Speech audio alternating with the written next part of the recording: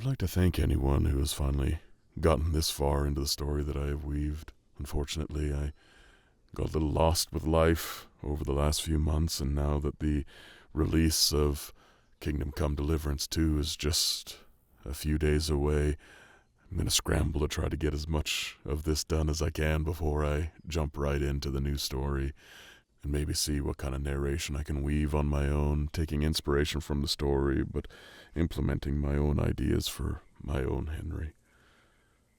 Thank you again for all the support.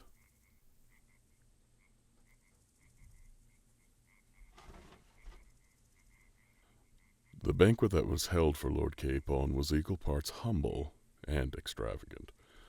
Henry was invited to the feast, but was quickly dismissed with all the other, lower-standing folk.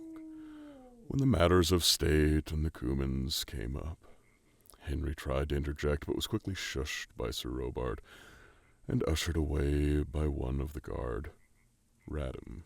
Radham made a bit of a gesture like he was brushing off his Waffenrock, and Harry couldn't keep a straight face. He seemed to get sheepish at the sight of Radham, and Radham put his arm around Henry as they walked, chastising him that he needed to work on that if he's going to be doing work. Henry was whisked away to a back room somewhere in the keep, where several guards were sitting with bottles of various strong drinks, which Henry couldn't say no, considering there were games of dice and gambling going on. All things considered, he was probably having a better evening than Lord Capon. Henry was roused at dawn to the sounds of Sir Robard berating several men. The missing Waffenrocks. Henry came stumbling out of a small room that had been allotted to him some time back. It was apparent that others have stayed in there, but that didn't bother Henry. It was a warm, dry place to sleep, should he need it. More than he could have asked for. He found Lord Capon stumbling out into the stables as well. He had a cup and some dried meats in his hand, and several following him down. Henry quickly set to make it look like he was preparing for the day. "Henry, are you really up and tending to the horses?" Capon sounded astonished. "That's right, my lord. You did say dawn was best for leaving for hunting." "Too right I did." Capon sounded lost in thought. "What is Sir Robard screaming about so early in the morning?" "I don't rightly know, sir," Henry replied almost listfully. "Someone has been careless with the armory," a stable hand informed as he moved straw about with a pitchfork. His eyes wandered when he realized Henry had been talking to Lord Capon. Capon didn't seem off-put by the man's words and lack of formality to him. "Huh," Capon acknowledged. "Do you wish to speak with him about it, Lord?" Henry asked dutifully, but hoping he wouldn't. "Good God, no. I want to get out of here before they drag me into a room to discuss the matter. The whole point of this trip was to get away from the prattle of court." He handed his cup to the servant girl, waving her away, tossing the rest of his meat to one of the hounds. All the peasants watched with blank expressions. With the help of the stable hand, Henry got the two of them under way as quickly as he could. He wanted to get as much distance between Talmberg as possible, especially considering the Waffenrocks were tightly wrapped up in his bedroll. The ride was peaceful, and oddly enough the young lord confided things in Henry, admitting where he was wrong in his treatment of him, while at the same time explaining where Henry was wrong as well. It did make Henry roll his eyes in some moments, but he did feel it was sincere, and so Henry saw an opportunity to maybe foster a good relationship with Capon. Henry apologized as well, giving his explanations for his behaviors. Perhaps Sir Hanush was rather wise to command Henry to accompany Lord Capon. Henry had no delusions that the two would become friends, but maybe he could position himself just right. He might be able to do some good for his neighbors for Skalitz, and for his own purse too.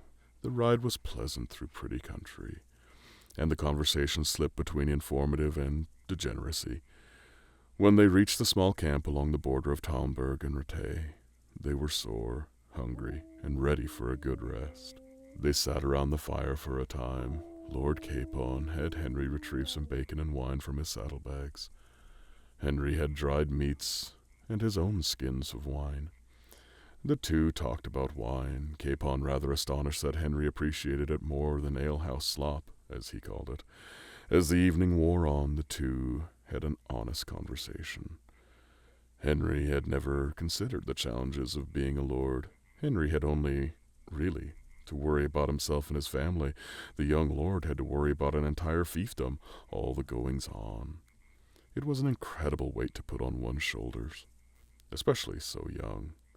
Capon took an opportunity to get an honest answer out of Henry about Scallots. Henry relented and spared no detail. It was a sobering conversation, and one in which they both shared in the sorrow of it.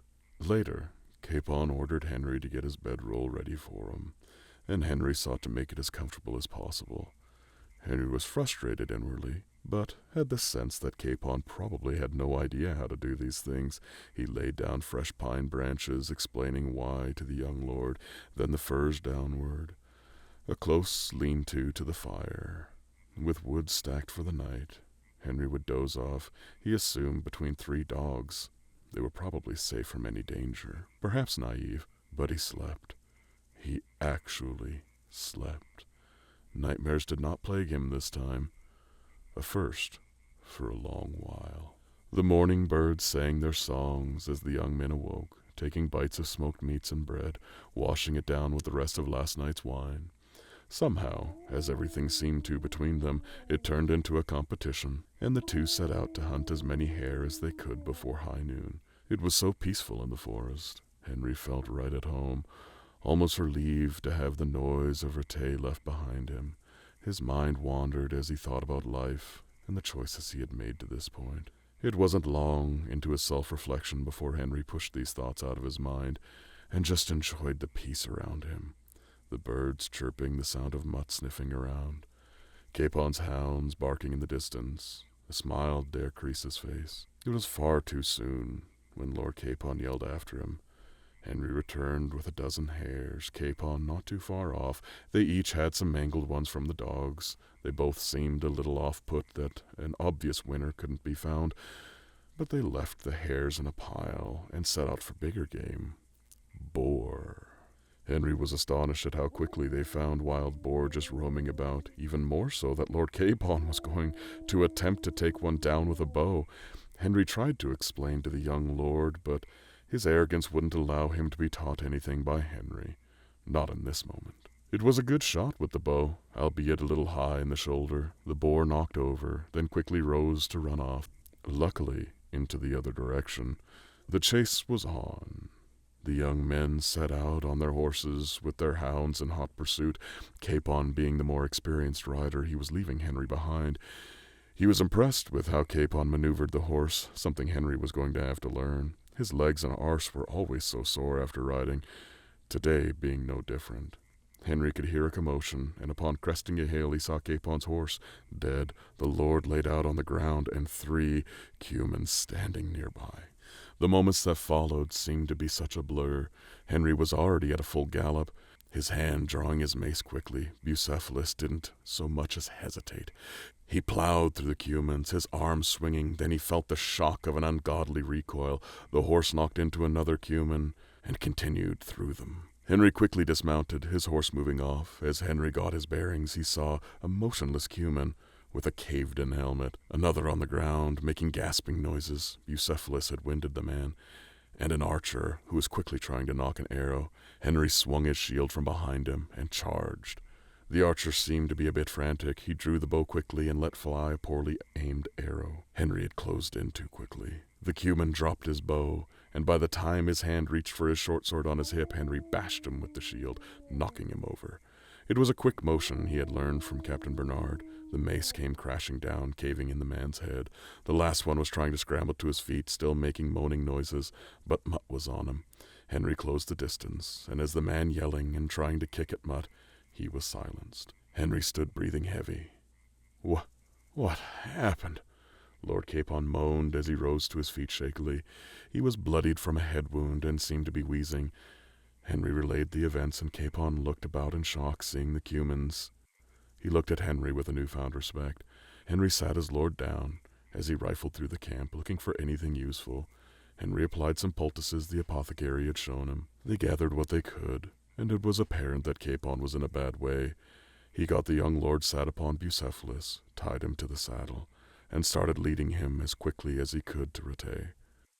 Henry walked, pulling the reins all night, constantly checking on the lord, and in the early morning hours they passed the alehouse outside the upper gates.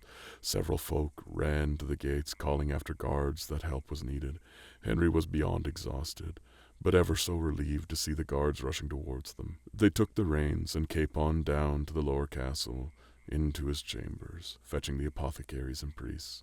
He would live, but he had a rough recovery ahead of him. Henry was to wait to speak to Sir Hanush and Sir Radzig. While they were tending to Lord Capon, Henry fell asleep on a bench. Captain Bernard went through the things they found in the Cuman camp and woke Henry to get his story. Groggily, Henry told what he could, and Bernard let him sleep until Hanush and Radzig returned. Scouts were sent immediately to the camp. The men almost didn't believe Henry's tale, but seeing the mace at his side indents in blood, the jokes went out amongst the guard. Woe be unto the Cuman on the receiving end of a blacksmith's blow. After the jubilation of hearing that Lord Capon's promised recovery, and Henry's numerous debriefings, Sir Radzig brought Henry into his service. Henry couldn't believe it. They were about to celebrate, when grim news came. Neuhof had been raided. Smill was dead. Henry's heart sank. He was there not long ago buying his first horse. News that it was a large, bald man in black. Henry's blood boiled. It had to be the man that took Sir Radzig's sword. He begged to go along with Captain Bernard de Neuhof. Much to Bernard's dismay, he was granted this request, to be Sir Radzig's eyes and ears in aid of Rattay. Tired, sore, and hungry, Henry set out immediately with the guard, riding hard toward the smoke on the horizon.